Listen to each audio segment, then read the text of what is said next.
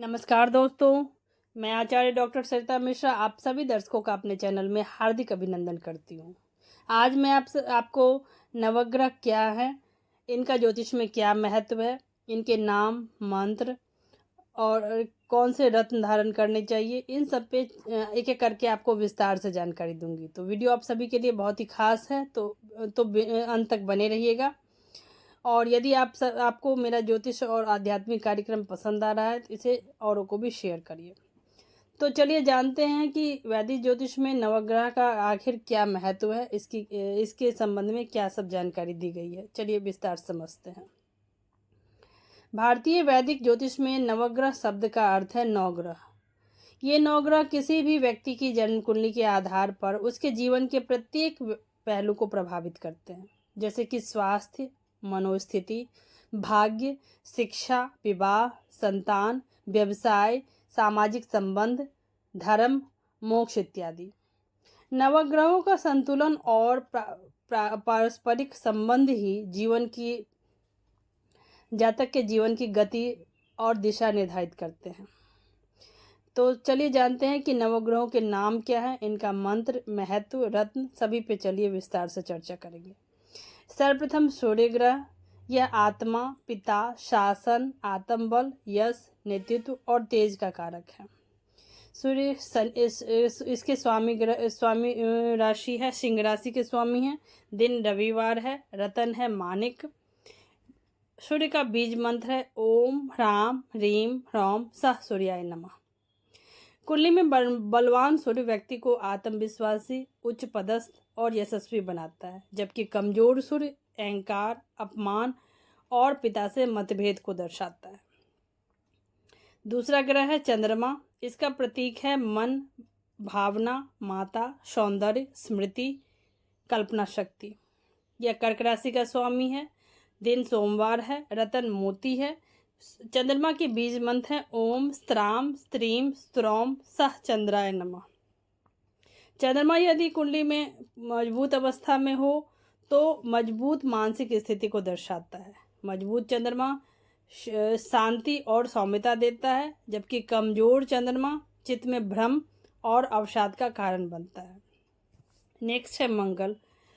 मंगल का प्रतीक चिन्ह है ऊर्जा, साहस, युद्ध, भूमि, क्रोध, रक्त और भाई बहन।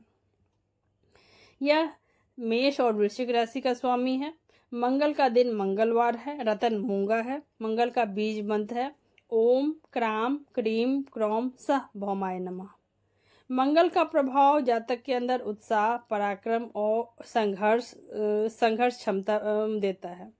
नीचस्थ या पाप प्रभाव वाला मंगल विवाह में दोष, विवाह में देरी और मांगलिक दोष की समस्या देता है। नेक्स्ट है बुध ग्रह।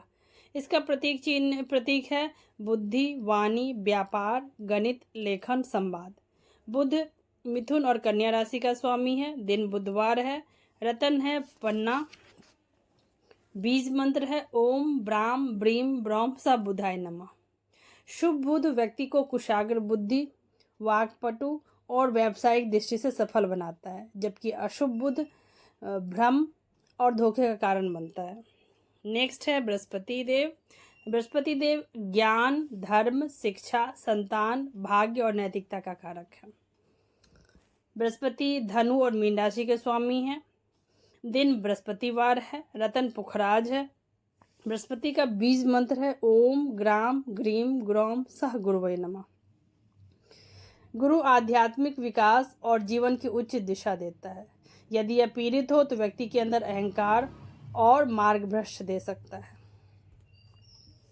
नेक्स्ट है शुक्र वीनस। यह प्रेम, कला, विवाह, स्त्री, विलासता, भोग का कारक है। शुक्र ग्रह वृषभ और तुला राशि का स्वामी है।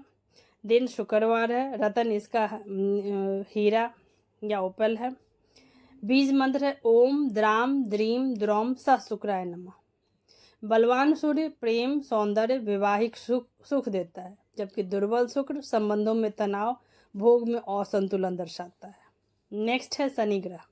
इसका प्रतीक चिन्ह है कर्म, अनुशासन, न्याय, सेवा, विलंब, गरीबी। शनि शनि मकर और कुंभ राशि के स्वामी हैं। दिन शनिवार है। रत्न नीलम है। बीज मंत्र है ओम प्राम प्रीम प्रौम सह शनिश्चराय नमः। शनि व्यक्ति को जीवन में कठोर सत्य सिखाता है। इसकी ढैया सारे जाति का प्रभाव लंबे समय तक रहता है। शुभ शनि परिश्रमी और न्यायप्रिय बनाता है, जबकि अशुभ शनि जीवन में कठिनाइयां और संघर्ष देता है। नेक्स्ट है राहु। यह छाया ग्रह है। इसका कारक छल, भ्रम, राजनीति, विदेश, वासना, आकस्मिकता का कारक है। दिन शनिवार और कुछ मतों से बुधवार का दिन है। रत्न गोमेद है। बीज मंत्र है ओम भ्राम भ्रीम भ्रौम सह राहवे नमः। राहु की दिशा अप्रत्याशित होती है। यह भौतिक उन्नति तो देता है, परंतु साथ के साथ मानसिक भ्रम भी पैदा करता है। नेक्स्ट है केतु। यह भी छाया ग्रह है राहु की तरह। यह त्याग, प्रेम, वैराग्य, आध्यात्मिकता और तंत्र का कारक है। दिन है मंगलवार। रत्न है लहसुनिया और बीज मंत्र है ओम स्त्राम स्त्रीम स्त्रौम सह केतुवे नमः। केतु रहस्यवादी और दृश्य शक्तियों और मोक्ष की ओर झुकाव देता है। यह गूढ़ विषयों में रुचि को बढ़ाता है।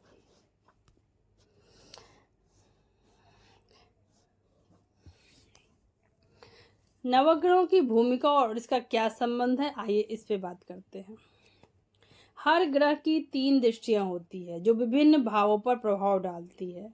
यदि 2 या अधिक ग्रह युति कर संयोग बना रहे हों तो वे एक दूसरे को स्वभाव को भी प्रभावित करते हैं।